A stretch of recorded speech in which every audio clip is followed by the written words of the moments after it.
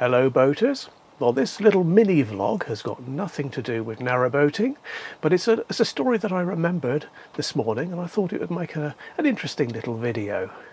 So it happened quite a long time ago. Back in the 90s and the noughties, I was a stills photographer. This was long before I even could do video. Stills photographer, and I supplied photos and certain computer images to a large photographic library, which then marketed my work worldwide. It was good fun while it lasted.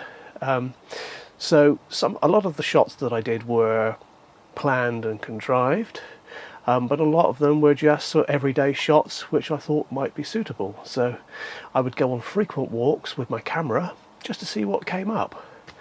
And one day, and it was 2006, and I was walking along the banks of the River Cherwell, and I came across a dead mole lying beside the towpath. I thought, oh, that might be interesting. So I bent down to have a close look at it.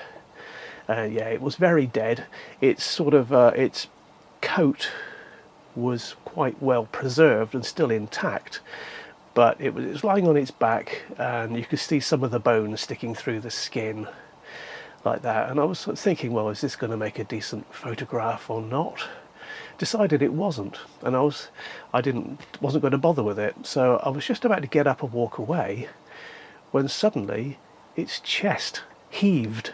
There was this movement right where its heart would be. The thing was lying on its back.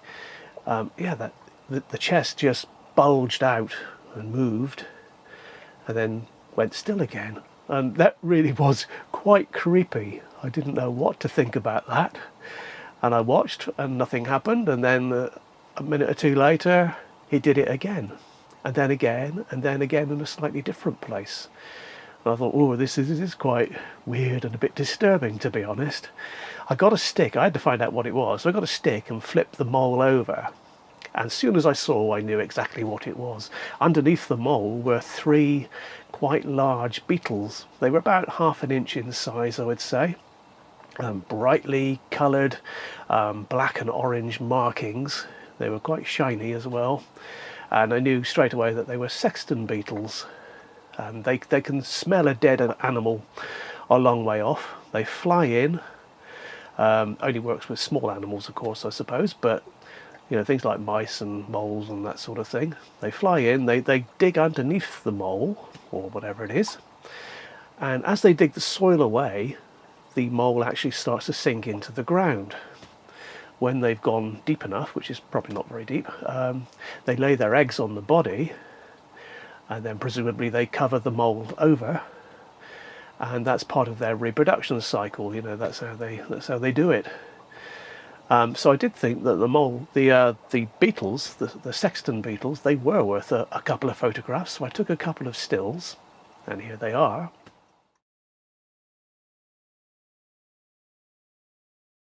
If you look closely at this picture, you'll see several mites attached to the body of this beetle.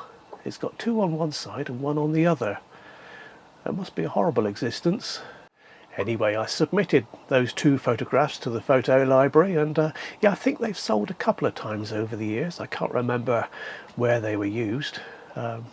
But you never know, the most unlikely things sold. You know, I could supply photos which I thought would be a guaranteed success and bound to sell well, and they wouldn't sell at all. And then quite often it will be photos which I just include as a filler. You know, well, is this one any good or not? I don't know. Turns out to be the one that sells multiple times. It was so unpredictable, but fun all the same. Anyway, hope you've enjoyed this tiny little video. Thank you for watching. I'll see you next time.